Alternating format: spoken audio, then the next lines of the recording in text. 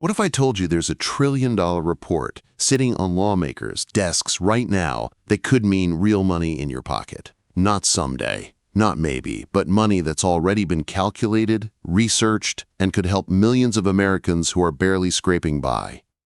Hey everyone, I'm here because I know what it's like when every dollar counts. When you're choosing between groceries and gas, between medication and rent. And today, I'm breaking down a massive report that most people will never read. But you need to know what's in it. I spent hours going through this thing so you don't have to. We're talking about potential relief for SSI recipients, SSDI beneficiaries, veterans, families with kids, and honestly, just about anyone who's been left behind by our current system. But before we dive in, let me tell you about something that's helped me personally when money was tight. So here's what we're looking at.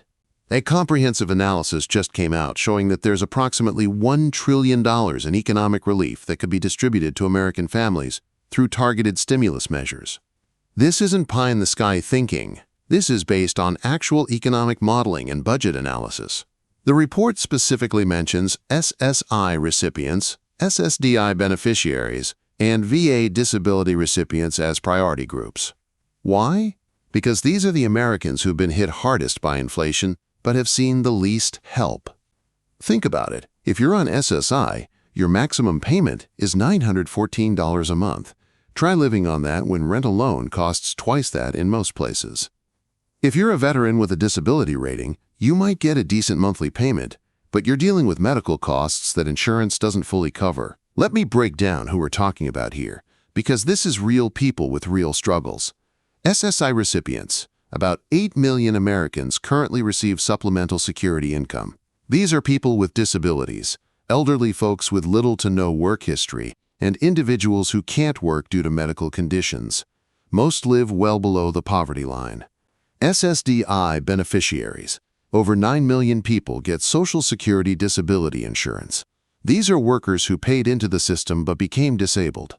The average monthly payment is around $1,350, but many get less. Veterans. We're talking about 5 million veterans receiving disability compensation. These are men and women who served our country and came home with service-connected injuries or illnesses. Families with children. Single moms working minimum wage jobs. Families where both parents work but still can't make ends meet. Grandparents raising grandchildren on fixed incomes. The unemployed. People who've been out of work for months, whose unemployment benefits have run out, who are trying to retrain for new careers but need help bridging the gap. I'm going to read you some key quotes from this report because the language matters. Current economic relief programs fail to address the structural inequalities that leave America's most vulnerable populations behind during periods of inflation and economic uncertainty. That's policy speak for we're not helping the people who need it most. Here's another one.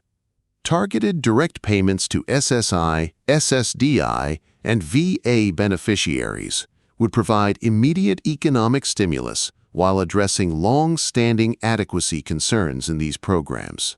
Translation: give money directly to disabled people and veterans, and it'll help the whole economy while actually helping people who desperately need it. The report suggests payments ranging from $600 to $2,000, depending on your situation and need level.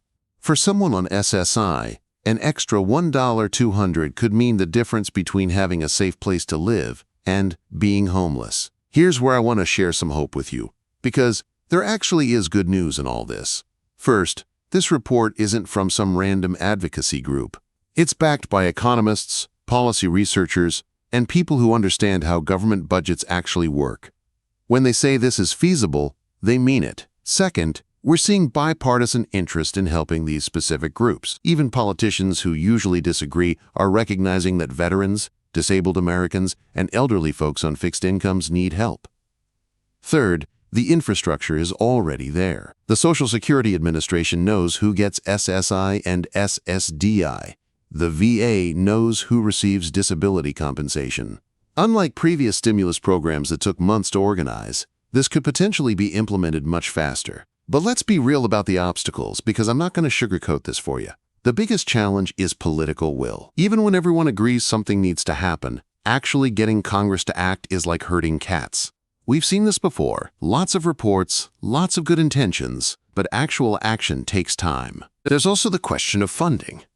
$1 trillion sounds like monopoly money, but it's real money that has to come from somewhere. The report suggests various funding mechanisms, but those have to be negotiated and approved. And honestly, there's fatigue around stimulus programs. Some people are skeptical because previous programs had problems with targeting and implementation. So what do you do with this information? How do you prepare for potential changes that might or might not happen? If you're on SSI or SSDI, make sure your information is up to date with Social Security.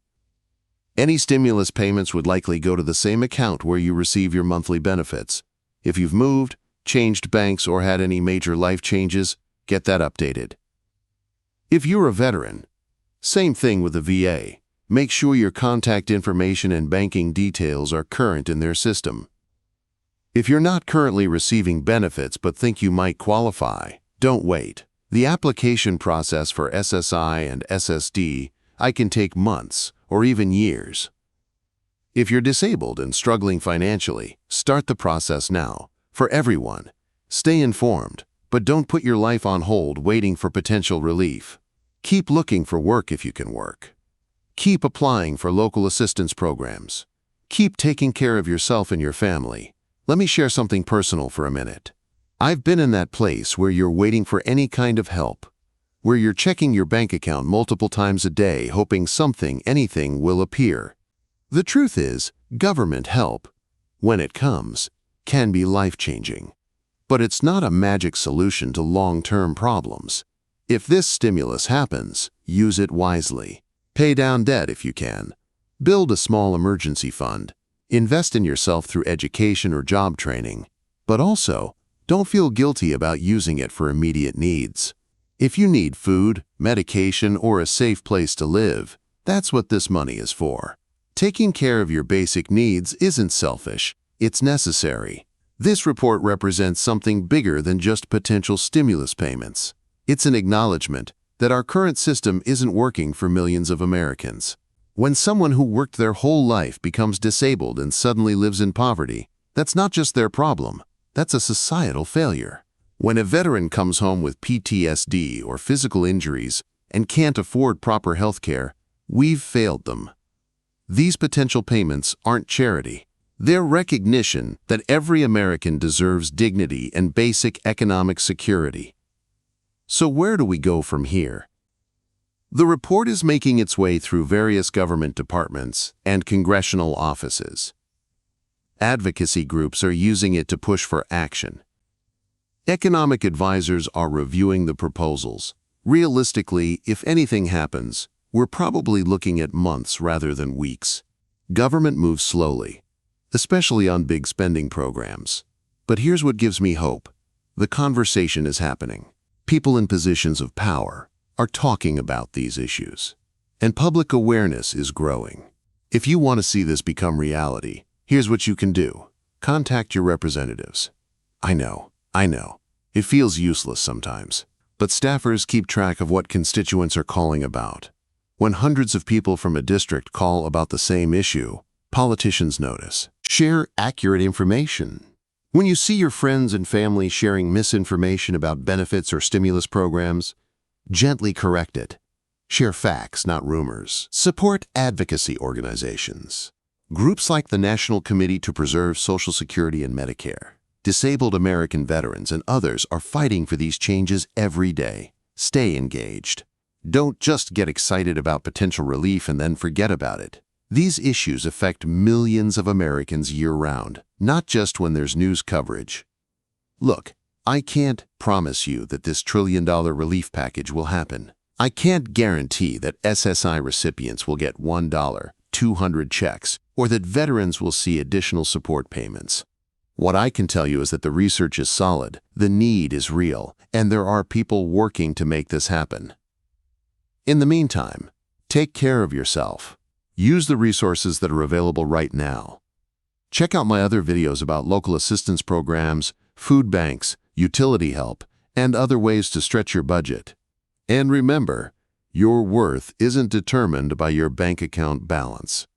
Whether you're disabled, unemployed, struggling with medical bills, or just trying to make ends meet, you matter. Your struggles are valid, and you deserve help. If this information was helpful, hit that subscribe button and ring the notification bell.